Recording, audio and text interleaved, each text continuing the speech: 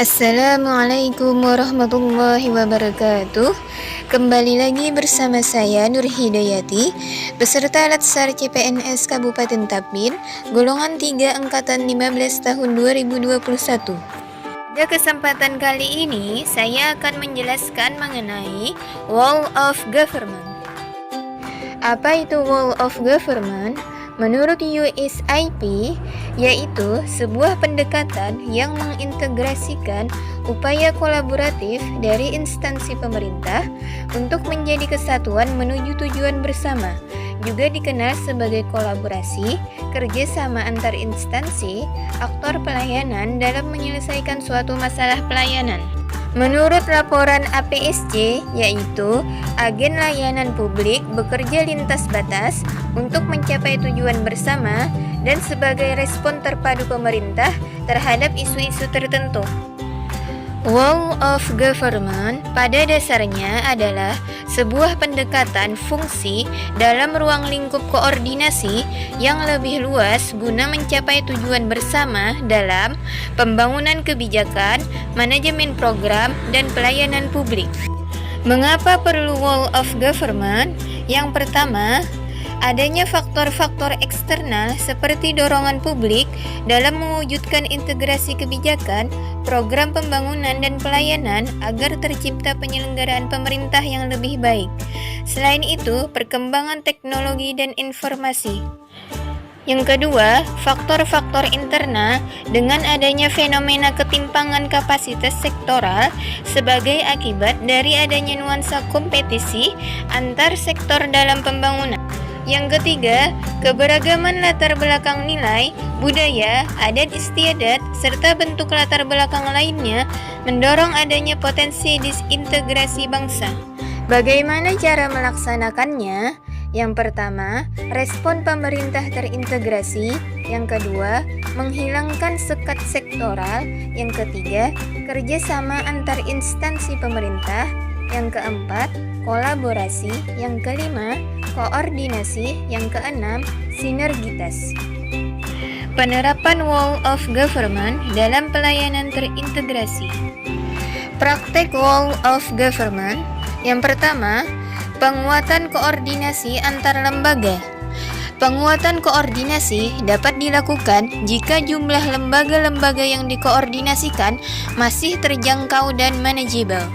Kedua, membentuk lembaga koordinasi khusus. Pembentukan lembaga terpisah dan permanen yang bertugas dalam mengkoordinasi sektor atau kementerian adalah salah satu cara melakukan Wall of Government. Yang ketiga, membentuk gugus tugas. Gugus tugas merupakan bentuk pelembagaan koordinasi yang dilakukan di luar struktur formal yang sifatnya tidak permanen. Yang keempat, koalisi sosial. Koalisi sosial ini merupakan bentuk informal dari penyatuan koordinasi antar sektor atau lembaga tanpa perlu membentuk pelembagaan khusus dalam koordinasi ini. Tantangan dalam praktik Wall of Government. 1. Kapasitas SDM dan institusi. 2. Nilai dan budaya organisasi. Yang ketiga, kepemimpinan. Praktek Wall of Government dalam pelayanan publik. Yang pertama, pelayanan yang bersifat administratif. Pelayanan publik yang menghasilkan berbagai produk dokumen resmi yang dibutuhkan warga masyarakat. Yang kedua, pelayanan jasa. Pelayanan yang menghasilkan berbagai bentuk jasa yang dibutuhkan warga masyarakat seperti pendidikan, kesehatan, dan lainnya. Yang ketiga, pelayanan barang. Pelayanan yang menghasilkan jenis barang yang dibutuhkan warga masyarakat seperti misalnya jalan, perumahan, dan seterusnya. Yang keempat, pelayanan regulatif. Pelayanan melalui penegakan hukuman dan peraturan perundang-undangan maupun kebijakan publik yang mengatur sendi-sendi kehidupan masyarakat. Pola pelayanan publik. Yang pertama, pola pelayanan teknis fungsional.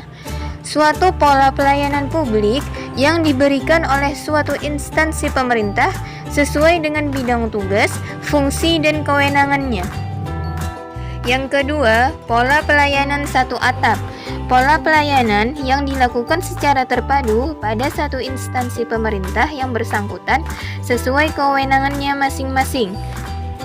Yang ketiga, pola pelayanan satu pintu merupakan pola pelayanan masyarakat yang diberikan secara tunggal oleh suatu unit kerja pemerintah berdasarkan pelimpahan wewenang dari unit kerja pemerintah terkait lainnya yang bersangkutan. Yang keempat, pola pelayanan terpusat. Pelayanan masyarakat yang dilakukan oleh suatu instansi pemerintah yang bertindak selaku koordinator terhadap pelayanan instansi pemerintah lainnya yang terkait dengan bidang pelayanan masyarakat yang bersangkutan. Yang kelima, pola pelayanan elektronik. Pola pelayanan yang paling maju dengan menggunakan teknologi informasi dan komunikasi yang merupakan otomasi dan otomatisasi pemberian layanan yang bersifat elektronik atau online sehingga dapat menyesuaikan diri dengan keinginan dan kapasitas masyarakat pengguna. Wall of Government menekankan pelayanan yang terintegrasi sehingga prinsip kolaborasi, kebersamaan, kesatuan dalam melayani permintaan masyarakat dapat diselesaikan dengan waktu yang singkat. Pentingnya pemahaman Wall of Government bagi CPNS agar calon pegawai negeri sipil dapat memberikan pelayanan yang terintegrasi dan mengimplementasikannya di unit kerja masing-masing. Demikian penjelasan dari saya mengenai Wall of Government. Terima kasih.